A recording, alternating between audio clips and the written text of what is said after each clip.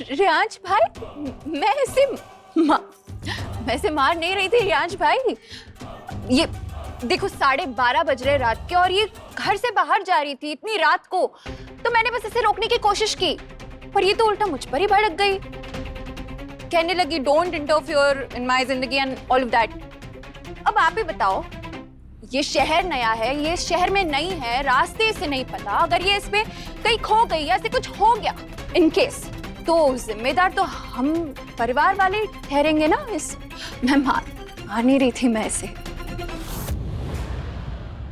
वो जरूर कुछ ना कुछ हल निकालेंगे और इसका हल निकालना बहुत जरूरी है निधि दीदी। ये सब सही नहीं है। साची तुम अपनी माँ से बहुत प्यार करती हो ना, तो तुम्हें अपनी माँ की कसम साची तुम किसी को नहीं बताओगे कुछ भी। प्लीज प्लीज साची, मुझे कुछ समझ नहीं आ रहा मैं क्या करूँ। Sorry madam. माफी ऐसी नहीं मांगी जाती है, पाँव छू के मांगी जाती है।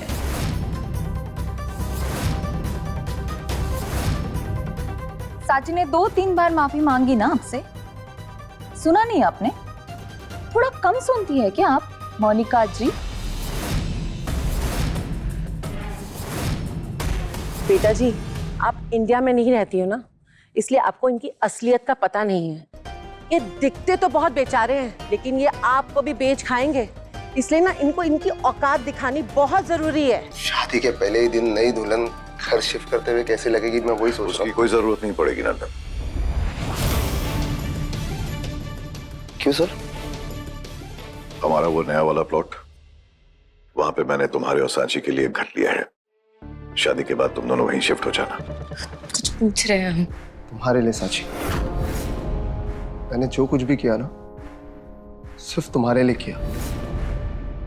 साची, मैं एक बहुत सिंपल सा लड़का हूं, मैं तुम्हें प्यार के सिवा और कुछ नहीं दे सकता। बाकी सब तो ठीक था,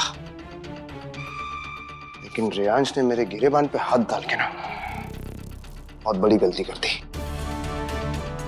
उसका बदला तो लिया जाएगा, छोड़ूंगा नहीं रियांश को।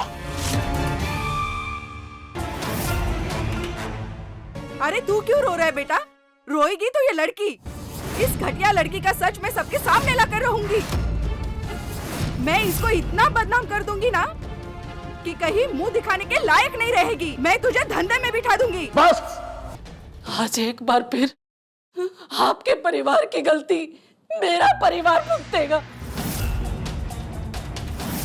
15 साल पहले मेरी जिंदगी बर्बाद हुई थी और आज मेरी साची की जिंदगी बर्बाद हो गई।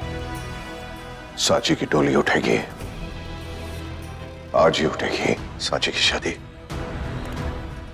मेरे बेटे रियांश से होगी। मुझसे एक वादा कर बेटा, चाहे तेरी शादी किसी भी हालात में क्यों ना हुई हो, पर तू इस रिश्ते को दिल से निभाएगी।